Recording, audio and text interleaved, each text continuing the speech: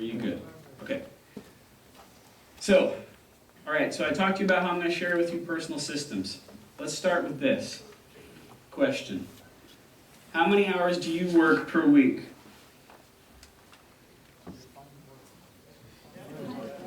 I love that question. Let me define work for you. When I define this for my clients, work includes, of course, the time you spend working at work. It includes travel time to and from work and time spent thinking about work while at home. Why do I include that? Because you're not paying attention to your family. You got it, you're working. Because of the myth of multitasking. If you're thinking about work, guess what, folks? You are working. So give it your best estimate. And try and come down with as specific a number as you possibly can. And I think there's a spot for you to write that down on that worksheet.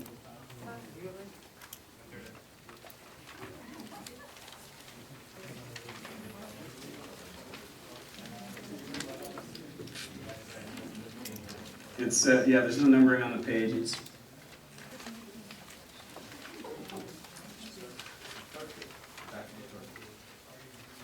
oh, yep, back of the third page.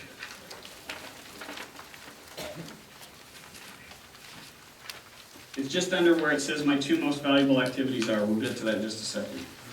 So the estimated hours, no wait, nope, it doesn't ask that. Just kidding. I told you folks, I'm ADHD, sometimes I have. Okay, so now, next question is, what are your top 2 most valuable activities? Now let me explain what a most valuable activity is. A most valuable activity is the thing that you do that would cost you the most per hour to pay someone else to do it on your behalf. As an entrepreneur, there are many different things that you can do with your time, right? In fact, there are many different things you find yourself having to do with your time. You are not just the marketing officer, unless your company is very mature. You're the marketing officer, you're the sales rep, you're the janitor, you're the manager, you're the purchasing officer, right? All these different activities. So what are the 2 activities that you do that cost the most if you ask someone else to do them for you?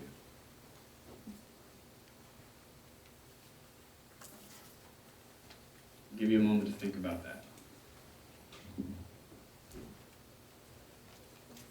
I can bail you out, but I don't want to yet. I'll give you a moment to think about that.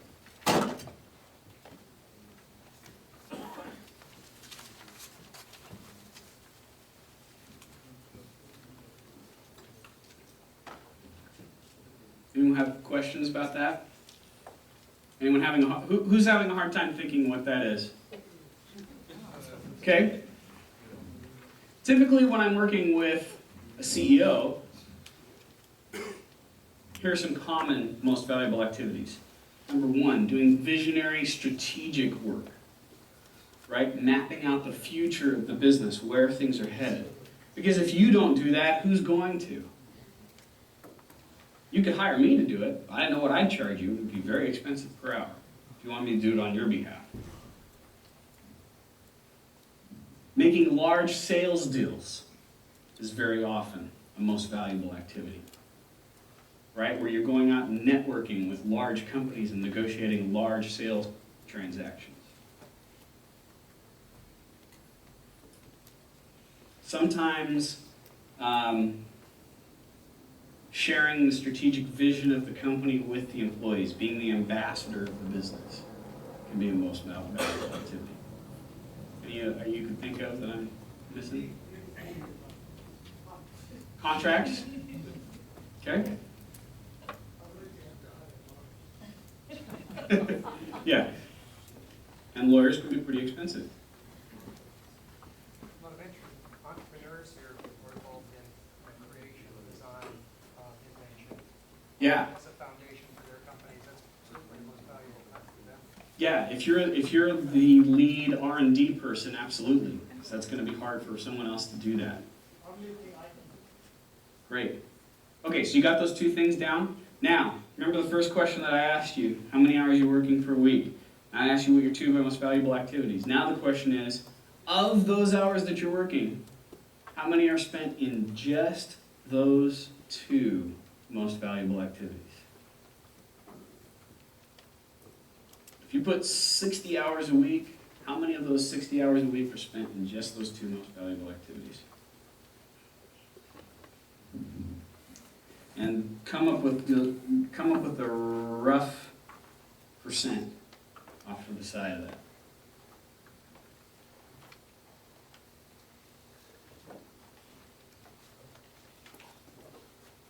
How many have a number greater than 50%? One person, congratulations. How many have a number between 40 and 50%? 30 and 40%. 20 and 30%. Less than 20%. Okay. That holds out to about what I see on average. Oh, I'm missing a slide there. Okay. The average entrepreneur spends less than, well, about 20% of their time in their most valuable activities. So what are you doing with the other 80% of your time? Hopping around. Going through junk mail, helping, babysitting, running errands, everything else. I want you to stop and think about this for a moment. Because a lot of people will tell you that the reason why business is difficult right now is because of the economy. Or it's because the opportunities aren't there, or because you can't get the funding that you need. The reality is that as an entrepreneur, you are in control of your destiny. You have activities that you do that generate hundreds, if not thousands of dollars worth of value. So the limiting factor is not the economy or geography or competition or whatever. The limiting factor is what? Right, how you are spending your time. Because you are the most valuable employee in your business. And if you are doing the $10 an hour work, your company ain't growing. Part of what I teach my employees, and I teach my CEO clients to tell their employees, is that their job is to keep the CEO in their most valuable activities. If the CEO is doing anything other than those two things, then the business is suffering. So the employee's job is to help the CEO stay in those two things. Make sense? So here's the situation that most of you can identify with, right? This feeling of having too many hats. Here's my experience of what a business owner does when they find that they have too many hats. They jump into what I call the order of abdication. What's abdication? Not give up, but give away, right? Give it away to someone else. Here's the order of abdication. Number one, the business owner says, I don't have enough time to do everything that I need to do. I'm not spending enough time on my most valuable activities, so I'm just going to go with the first one. I need to hire someone. I got to hire an assistant. I got to get someone in here to work in the business, right? So then number two, they say, take care of this. Do it. Abdicate. Here, you take care of it. I don't want to touch it anymore. I'm going to give it to you. It's gone. Number three, what happens? They find out that person doesn't know how to do what they asked them to do. So then what do? They fire them. And then they start the process over and over and over. Right? Anyone ever been on this treadmill? Yeah. Very costly, very time-consuming, very stressful. There is nothing more painful than training a new employee and going through the hiring process. The order of abdication puts you right back where you started. Puts all the hats back on you, right? You ever done that? Hired someone and then you're like, oh, I gotta jump in there, I gotta do everything, right? Then it all falls back on you again. So what I want to give you is the order of offloading instead. This is the right way to do it. Number one, you improve your personal systems. You as an individual, you have no idea what capacity you have yet. Because you haven't improved your personal systems to the point where they are as efficient as they possibly can be, where you've removed as many of those switches as you possibly can. Number two, then you improve the business systems. You look at the inefficiencies. In my experience working with businesses where they actually have me come in, look at what's taking place in the business, where I'm interviewing the employees and taking a look at things, my experience is that there are huge inefficiencies between the employees within the business. There is lots of unused bandwidth between all these employees. And I'll ask them, on a scale of 1 to 10, how busy are you? And they'll say 6 or 7. And some of them 2. And then you got the one person that says 11, right? That's a symptom of business systems not allocating things properly. The organizational structure isn't set up right. Making sense? Then number 3, utilize the best technology. See that picture right there? Got the typewriter with the mouse. Anyone got a computer that's pretty much like that? Yeah. If you have a computer that's older than 4 years, you are not using the best technology. At least in the United States, where the cost of labor is so high, it is much, much, much less expensive to buy better technology rather than going out and making the hire first. That's part of the reason why most of you who are in IT companies are in business, right? Because it's much more cost effective for people to get better tools than it is for them to go out and hire more people. So here's a case of you taking your own medicine. A $50 RAM upgrade can make a huge difference in your workday. Number 4, then utilize outsourcing, because we can learn from their mistakes without having to make the commitment to the hiring process. We can tweak our business systems even more while we've got them. And then number 5 is make the hire. Then at that point, when you hire someone, what are they walking into? Is it, here, just go take care of this? No, we've got systems in place. We've got structure in place. They know what they should be doing. Okay, so that is the order of offloading. And the result is that you get to walk on a beach with your family. Every week. And you all have red hair. Okay, so any questions about the order of offloading versus the order of abdication? Great. Now, I'm going to give you a switch buster. This goes on to the next page. So now that we've given you the order of offloading so that you understand as an entrepreneur how to look at where we need to improve, where's the first place that we need to start? Improving personal systems before we start making hiring, before we do anything else. So here's a personal system. And the example that I use is gathering fruit and putting it into a basket. But I want to do something different than gathering fruit and putting it in a basket. I actually want to do a little exercise. I need a brave volunteer. All right, he was the bravest because he raised his hand first. Please come up. Victor? Thanks, Victor. Okay, so you and I are going to have a handshaking contest. Okay? You need to shake hands. You need to shake hands with 10 different people. I'm also going to shake hands with 10 different people. Okay? We're going to see who does the fastest. But there's one thing. You have to do it at 10 different tables. I have to do it at 2 different tables. Got it? Okay? Ready? Get set, go. 2, 3, 4, 5, 6, 7. I can go to the third. 8. Nice to meet you.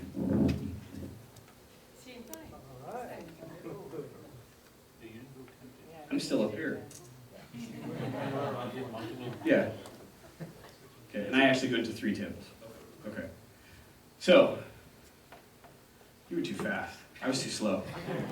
But you get the point, right? Yeah, love running around. Right. It's crazy. It's all over the place. And if I wasn't slow, it would have taken you a whole lot longer than me, right? Did you get all 10? Did you get every single table in this room? Oh, see? Oh, so you made mistakes. 10 people. Okay. I counted 10 people, but I might have 6 people. Okay. Great. Everyone give them a hand. Thank you. In fact, I'm going to give you a copy of my book. Okay, so here's the point. Here's what this illustrates. You have places where you have to go to get things. I call these gathering points. There are piles of paper on your desk. There are drawers where you've stuffed things. There are pockets where you've put things. You have multiple email accounts that you have to go to find everything that needs to get done. And the more gathering points you have to go to, the more stressful it is and more switches. And what's the consequence of switches?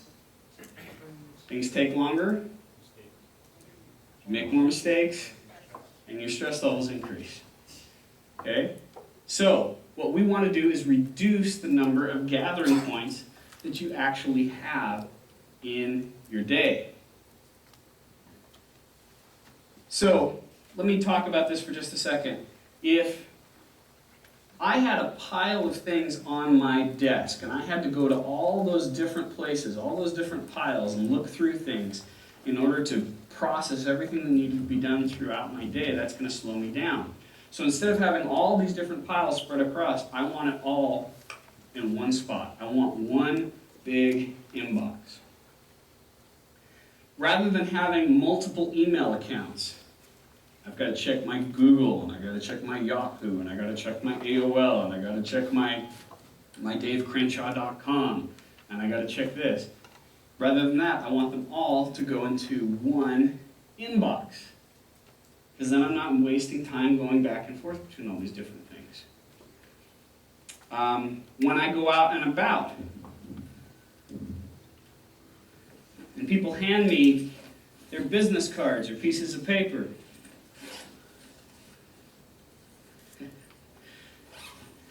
I want to have one place where I can put those things. I want to be able to just put them all in one pocket, right? Rather than spreading it out in lots of different places. The average person, when I'm working with a CEO and I take them through an exercise to find out how many gathering points they have, the average person has between 30 and 40 gathering points in their life. The best I've seen prior to me working with them is 12, and the worst that I've seen working with someone, prior to working with someone, is 161. Okay? What we want to do is get to 6. Want me to tell you what the 6 are? You can actually get down to lower than that. I'll tell you what the 6 are. Number 1 is the inbox that I mentioned. Everything goes into one inbox, and you have a time where you process that inbox on a regular basis. Number 2 is the portable inbox. That's the thing that you take with you. This right here, this one spot in this planner is my portable inbox. That's the thing that you take with you, that whenever someone hands you something new, you put it into the portable inbox. And then when I get back to my office, what do I do with that portable inbox? I dump it into my inbox. You got it. Okay? Number 3 is email. One email inbox. You can have multiple email accounts. My company uses Google Apps. I probably have 5 or 6 different email accounts that I check, but they all go through Google Apps into one inbox. So I'm processing everything from one spot. And if I respond, it's just responding to whichever email account. But then that way I don't have to check into multiple different places. Okay? One voicemail. So not my work voicemail, my personal voicemail, and my cell phone voicemail, and my home voicemail, but one voicemail. In fact, it's possible to get it down to 0 voicemail. How would I do that? No, I have voicemail. Google Voice? Google Voice? Right, yeah, send it to email. If I have a program, I use Umail, which is another option. There are lots of different options out there. But I use Umail that replaces my cell phone voicemail. I'm pointing at my cell phone, but it's not my cell phone. My cell phone voicemail sends an email, which means I don't have to check it on my phone. I can just check it from my email, getting rid of a gathering point completely. So I actually can get down to 5. Let's see. Notepad is the 5th.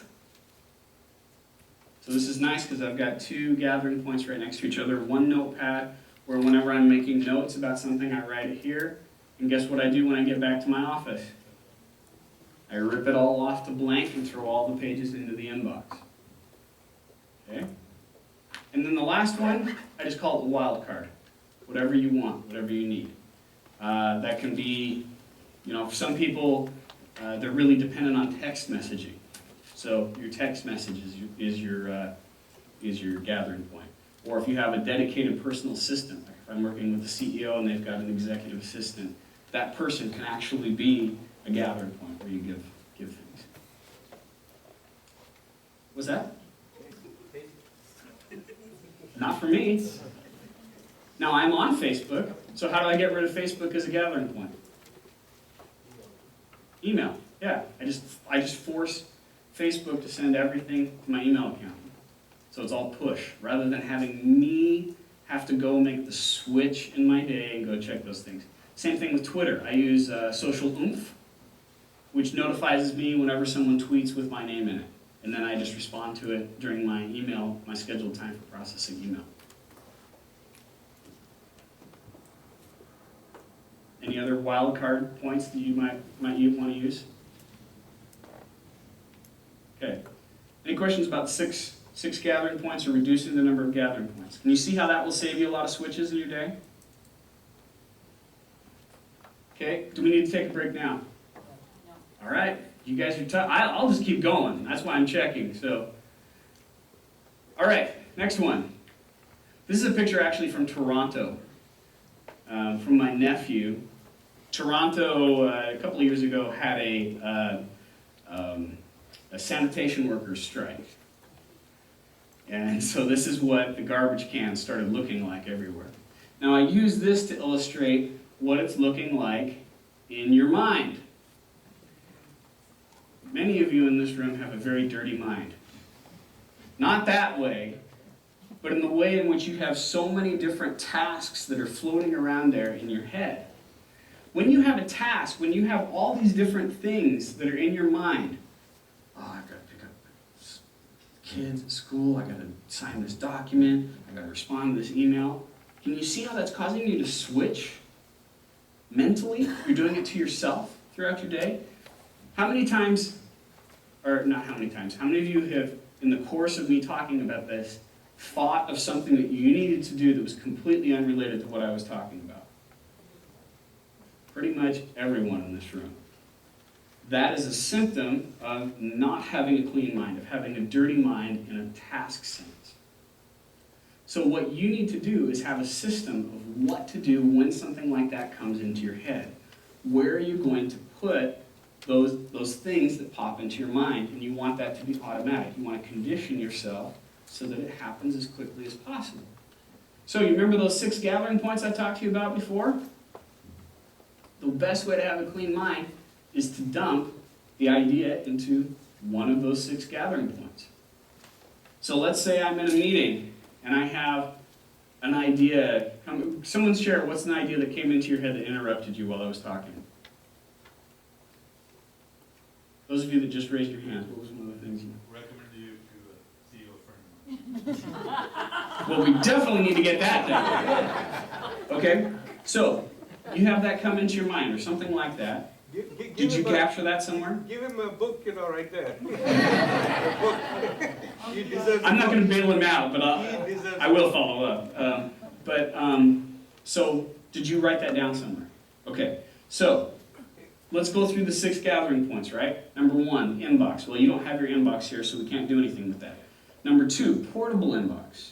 If you had a portable inbox, I could write a note down and throw it in the portable inbox, or, just, you could ask me for a business card and put that in there with a note on there. You could use the notepad, writing something on the notepad to take something on it. I could send myself an email. In fact, that's something that I like to do very often, is send myself an email. You could even send yourself a voicemail message. Might not be really appropriate while I'm up on the stage speaking, although I probably wouldn't mind depending on how big the contract would be. And then the fifth thing is, what am I missing here, folks? Oh, the sixth thing, wild card. That just really depends. Okay, you see how that works? Whenever something comes in your mind, I want you to get to the point where you feel exposed, where you feel uncomfortable until it goes into a gathering point.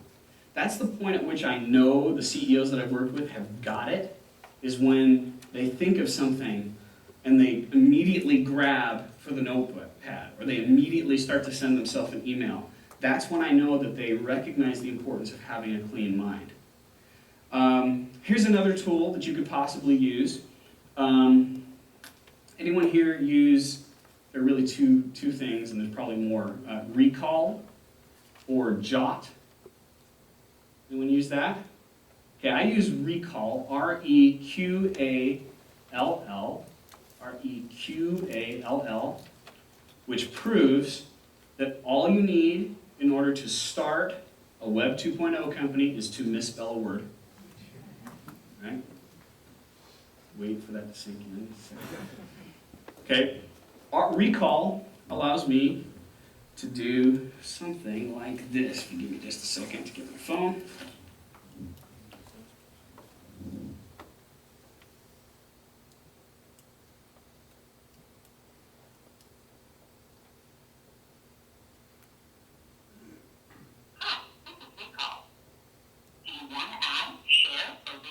Add. Send a thank you package to Ty for asking me to speak.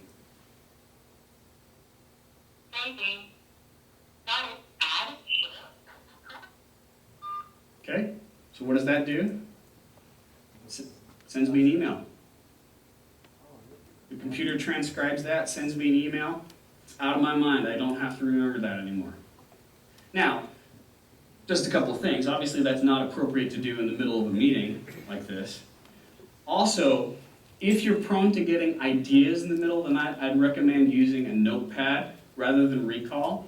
And I'm just saying that from personal experience, because one night I woke up, I had this brilliant idea. It was like this business plan. It was this amazing thing. And I picked up the phone, I called, and the next morning I listened to it, and it was, that was it. So, I don't know what the great idea was, but it's gone forever. Okay? Any comments or questions about having a clean mind? What's that? The app was Recall that you just Recall, yep. Yeah, it's actually just a phone number. It wasn't even really an app, although I think there is an app for iPhone. If you just go to recall.com, it just gives you the instructions with the phone number. Any questions or comments about having a clean mind? Okay, this next one comes from a story that I call The Vice President and the Vulture. I was working with the Vice President of Marketing of a major financial institution, and I was taking him through my Get Time Boot Camp, which is that 2-day process I mentioned before. Part of the process is they tell people, I am not to be disturbed during this time. I need to not have any meetings. Anyone should send me any phone calls. Don't interrupt me. I need to be locked down for these 2 days while I'm working with Dave. Well, I'm working with the Vice President, and I started to see this. He had an office with a window to the side, right at the door, and every 5 minutes I saw something like this.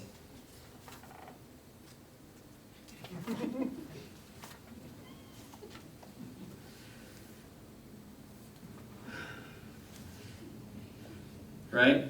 And this happened over and over. It's the vulture circling around, waiting to swoop in at the right moment to ask the question, right? Any of you have vultures in your life that are circling around you, waiting for your door to open, or waiting for there to be a lull in the conversation so they can jump in and ask questions? Or any of you work with someone where you feel like you have to do that with them? to get their attention, right? So I said to the vice president, Mr. Vice President, let's bring this person in. Obviously, she's stressed out. She really needs to talk to you about something. So he brought her in, and she said, I'm sorry, I've got just a quick question, right? And the question was, it was dumb, honestly. It could have waited easily until after we were done. I get done with my clients at 4 o'clock. Well, it could have waited until then. So why did she feel compelled to keep coming back again and again? This is getting right to the question that you asked earlier. Why did she feel compelled? She can't make progress. She can't do it. Okay. She didn't have an inbox? No inbox? It comes down to one word. She has ADD? Not ADD. It's a lack of when. W-H-E-N is the word. It's a lack of when. When the people around you have a lack of when, meaning they don't know when they're going to get a chance to talk to you, guess what? They will default to now. And they will interrupt you now. Not because they're rude, but because they have no idea of when they're going to get the next chance to talk to you. Therefore, they're going to come and ask it now. So, the switchbuster for this is the one-to-one huddle. The one-to-one huddle establishes a when between you and the other person. So, if I need to have a meeting on a regular basis with someone where they're going to ask me questions, then I'm going to establish a schedule with them. For instance, my webmaster, I'm meeting with every 2 weeks on Monday at 4 o'clock. We have an established schedule to discuss these things.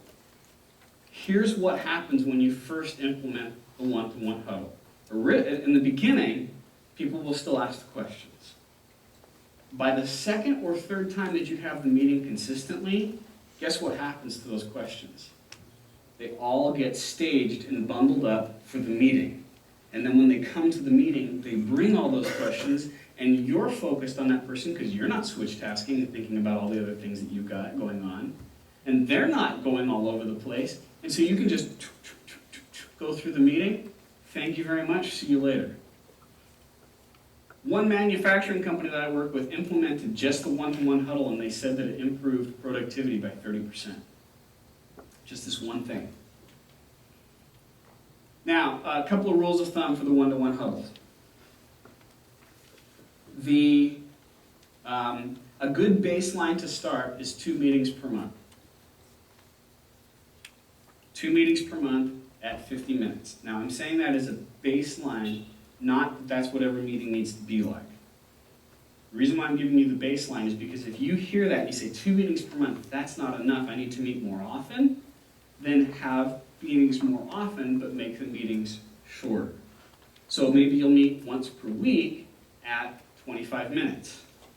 Or let's say that you have a dedicated personal assistant, someone that knows your schedule and you have to coordinate with regularly. Perhaps you'll meet with that person every day for 10 minutes.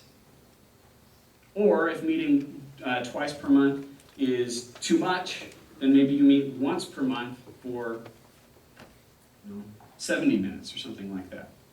Make sense? So you got the baseline right there. Now, you have to keep the schedule. If you don't keep the schedule, what happens? If you don't keep the schedule with the one-to-one, you and I have a regular meeting with each other Wednesday at 2 o'clock. And then I call you Wednesday at 1:30. Oh, I'm sorry, I got caught up in this. I can't have our meeting today. Then what do you start doing with your questions? Yeah, you go back to now, right? Because there's no more when. Therefore, it has to be now. All right? I'm going to give you, I don't think I have anything related to this, but I'm going to give you one bonus. No, I do have something with this. So I'm going to hold back on that. Any questions or comments about the one-to-one huddles? It could be that new hires at least had a once a week, Yeah. in large companies, I don't know how it is now. I don't see one-to-ones at all. Right. I don't know what you're talking about, actually. You do it twice a week? But I see a lot of companies. Yeah. We're Now, small enough that we don't need. We're small enough that we need. I recommend that companies have both group and one-to-one meetings. These serve very different purposes. Group meetings are for coordination of a group of people, or teaching them, or collaboration, or even brainstorming. But the one-to-one meeting is just a quick, this is what I need from you, what do you need from me? That's really all it is. This is what I need from you, what do you need from me? It's just a back and forth. If you have to discuss like a project in greater depth, then schedule a separate meeting for that. Set aside other time for that. It's amazing what will happen. Will it completely get rid of the double queue? No. But it will get rid of a lot of it. And remember, that's the name of the game, is to reduce the number of switches, not completely get rid of them. Any other questions or comments? So, I work with software developers, and I think that there is a tendency to limit regularly scheduled meetings always, Mm-hmm. not just for a lot of people, not just the people I work with. And I believe, if I remember correctly, that may be some of what the 37 single guys out of Chicago talk about. Just they have a book called Rework, which Use the mic, yeah, I can hear you. Okay. Sure. So, in short, just the notion that that regularly scheduled meetings can be a waste of time because it takes people away from doing the individual productivity work that they need to do. Is the one-to-one huddle a solution for that? Because what they're actually talking about are big group meetings that tend to. Is that the idea? Yeah, and the key word there is can. And truthfully, the majority of meetings are a waste of time. They're a waste of time because there's no agenda. There's a waste of time because they're too long. They're a waste of time because there's no leader, and because people aren't coming prepared. The whole one-to-one meeting culture says, this is really simple. All you have to do is just come with your questions for me. I'm going to come with your questions for you. We're going to focus on each other. We're going to get out of here. And if we have 20 minutes scheduled and we get it done in 7, great. Then we got it done in 7. The problem with most meetings is someone schedules 60 minutes for a meeting that runs into 75 minutes for a meeting because there was no agenda and everybody feels like they have to have their voice heard and there's no structure for that. Actually just put together a really big course on that. So, yeah. I'm not so sure this is really behavior modification of everyone around you. There are two types of organizers that are kind of hardwired in the DNA. And you can see it from the way people organize their email folders. The ones with tons of folders are the filers. The others have just one, and those are the pilers. It's kind of hard to switch one to the other. It's like hard-coded in the DNA. Now, transfer that to this where you're saying, you know what, I'm going to set aside this one-to-one huddle. Guess what? Not a whole lot of important stuff is going to get done because the pilers and the filers will keep on their habits. They can't set aside all their important tasks to say, oh, Wednesday 2 p.m., I got to hit him with that. So basically the CEO has to adapt and separate his tasks in this is long-term concentration stuff, and then these are rapid-fire decisions. And then organize his day so that his long-term thinking is done after hours. Otherwise, people around you are just not going to get the things done on time. I think there's some great principles there. Are you a CEO? Yep. Yeah, I can tell. There's certainly some great principles there. Here's where I'm coming from with it is, what is the principle that we're trying to live? It's not the system is not as important as the principle. So here's the system, one-to-one huddle. But what's the principle? The principle is reduce the number of switches. If we can reduce the number of switches, we're going to get more done. So if you find that you have people that you're working with like that, then great. Have them send you an email. You know, have them, if they feel like they need to ask those questions, then they can send those questions by email. But the reason why I say email is that what we don't want to do is have someone who is there's no delicate way to say this. We don't want someone who's a $40 an hour employee slowing down the $400 an hour CEO. Because your most valuable activities are worth more than their valuable activities. What we need to do is come up with a system that lives the principle. Does that make sense? Sounds like you've got a great strategy for that. And so if it works, then let's not change it. So I'm curious, you must be a filer yourself? It's a paradox. The one inbox is a very messy desk. What are you? That's what I'm saying. Some people call it a pig pen, some people call it the ultimate inbox. See, and my experience in doing this program, and that's why I talked about the 3 different groups, my experience is that what I'm sharing works for any personality. Perhaps I'm mistaken. But my experience is working with people that this is as simplified as it can possibly be. And there are some principles that are very easy for anyone to learn regardless of their personality. So just a little support for both the principle and the method here. Silicon Valley has institutionalized the one-on-one, it's called here, in many different places. Apple Computer and Intel both practice one-on-ones as a standard part of their management practice. Yeah. Whatever you want to call it. So Dave, one question if I may. Yes. Obviously, when you're globalized, like most of us are, how are you going to do this? Easy. Video conferencing? Yeah. Skype. Video conferencing. Whatever tool you want to use. I don't see people doing that. You don't see people... I see CEOs who have 40 people in Bangalore and Calcutta, and they don't even know that things like more than Skype. The most they use is WebEx. Oh, right. Skype works very well for one person.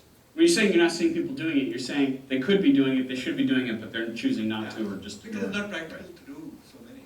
Right. Well, and that's a business systems issue, and I want to be clear about that. Whenever you have like a structural issue like that, where one person is managing 40 people, that's a business systems. That's a systemic problem within the business itself, and that's not what I'm talking about right now. That's where I'm working longer term with the company to help them fix problems like that. But the principle of having a one-to-one meeting is extremely effective over video conferencing. And I do recommend video conferencing instead of telephone because there's so much that you can learn from the visual cues, from the non-verbal language that's taken. My experience was that even if you don't have video conferencing, just using the telephone on a regular one-on-one across the world works very well also. Yeah, if Sounds you like have, it's necessary. if you're comfortable with that, then do it that way. The point is have it. Right. Yeah.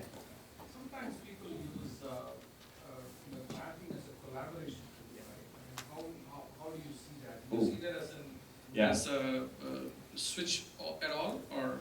That's a great question. So here's the question. Is it collaboration that they're using it for? And is there a boundary time for it? 'Cause if you're having a team that's working together and they're collaborating on a project and they're talking with each other and it's set aside and known that we're working on this project together, then great. But what if we leave that channel open all the time, 24/7? You see how that becomes a switch tasking problem, right? Because then someone can just jump right in and ask you a question in the middle of something. Now we're back to that whole how long does it take you to recover from a switch thing. I could be in the middle of coding something and all of a sudden someone sends me a message and my train of thought is completely pulled away. So what I would recommend is if you're going to do that, do it as a meeting. Have a time set aside where we're going to get together, we're going to collaborate, we're going to work together on this project, and then step aside from the chat. And then focus on our coding, and then come back together again later, rather than leave it open all the time. Question way in the back.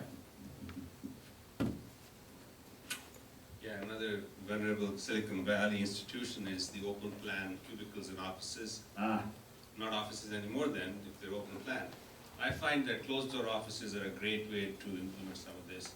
When the door is closed, that's the time that it better be on fire if you knock on my door. Yeah. Yeah. Close the door, open calendar is what I recommend. Or having a certain set of hours at which you're going to allow people to come in and interrupt you, and then here are the hours when I'm not going to be available. Let's talk for just a moment, because this is a good illustration of the system versus the principle. Let's say that I have to work in a cubicle farm, that I have no choice either because of cost or because of just my, what's that? Culture. That I have to be surrounded by all these people. Okay? The principle still stays. The less switches that can take place in my day, the better off I'm going to be. But I can't close my door, so what do? Okay? How would we do that? Okay? Put on headphones, create boundaries. I've seen people put on a hat and tell people around, when I'm wearing this hat, I'm wearing my Mexican sombrero, this is my programming hat. Don't interrupt me when I'm wearing this hat. Or, you ever been to a Brazilian steakhouse? Right? You know how that works? You got the little thing that's green. When it's green, keep bringing the stuff out. When it's red, stop bringing the stuff out. Right? That's what you could do, is you can have a little sign, a stop and a go sign. If the stop sign is up, then no. And if the green sign's up, then go. Go ahead and you can interrupt me. Lots of different ways to set this up. And that's kind of where I want to go with this with you, is you have to understand what the culture is of your business and adopt the systems to that culture and to the principles. But the principle in the end is we're trying to reduce the number of quick questions that are taking place through one-to-one huddles. 2 more questions and then let's move on to the next one. It's more of a comment Okay. on what the gentleman behind made a point about. I work at a company, I'm one of the co-founders. I think I'm in the middle. You had 3 personalities, the other co-founder is the 3rd personality, and he's not in the room, so I can blame him for that. But it really, some people don't mind at all getting interrupted. They, in fact, like that, there is visual interruptions all around. And we have an open cubicle plan, but one of the things we are doing, we have a bunch of conference rooms on the 1st floor that are called caves. And if someone is in there, you better not knock at the door. I like it. Yeah. I'm just going to make a comment too about the whole liking being interrupted. I was asked once in an interview, what do you find is the biggest obstacle to getting people to stop multitasking? And what I'm about to tell you, it might surprise you. The biggest obstacle is pride. It's pride that I am valuable because I am busy. My busyness makes me worthwhile. And if you believe that how busy you are determines your personal worth, and then someone gets up in front of you and says, look, you don't need to be as busy as you are, and you can still be successful, it's a threat to their identity. And our world has taught us to a large degree that our identity is built on how full our calendar is. What I'm suggesting, and I think there are many movements, like ROW is a good example of this, results-oriented work environment, is that it's the result that determines your value in the workplace, not how full your schedule is. It's the value that you're delivering to the business that determines. We'll go 2 more questions. So I was going to ask you, what's your experience with different age groups, for example, teenagers who came around when the internet was always there for them, versus people when the internet was in the 40s and 50s? It might surprise you if I tell you that I find that teenagers are actually really receptive to this. They're not fools. They know what's going on. And a lot of their behavior is learned by watching us. We tell them to not use the cell phone at the dinner table and that sort of thing, but yet we're out with the family and we're playing around with our phone and looking at things. They understand the consequence, and the great thing about just the whole generational turning of time is that usually they're going to rebel against something that their parents are doing, right? So my experience with teenagers is you give them these tools and you start to see how it's messing up their life and how what teenager wants more stress in their life, right? And so when they see, oh my gosh, I'm causing all this stress to myself, they start to become very receptive of it.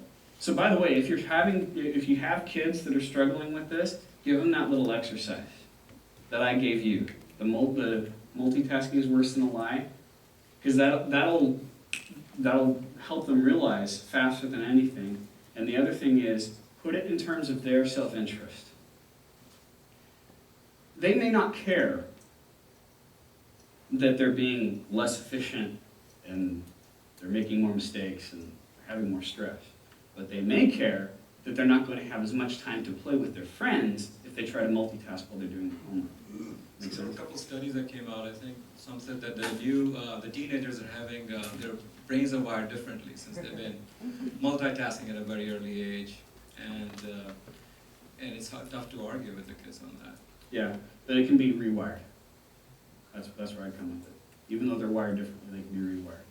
Please. My question is along the same lines as his, which is certain professions require more multitasking, Mm-hmm. I think. If you're in sales and marketing, you're probably multitasking much more than if you're a developer, right? What are your thoughts on that? What's the principle? Sorry? What's the principle? I'm just saying maybe the, No, I'm answering your question with a question. I apologize. I probably didn't say that very well. My question is, to you, what is the principle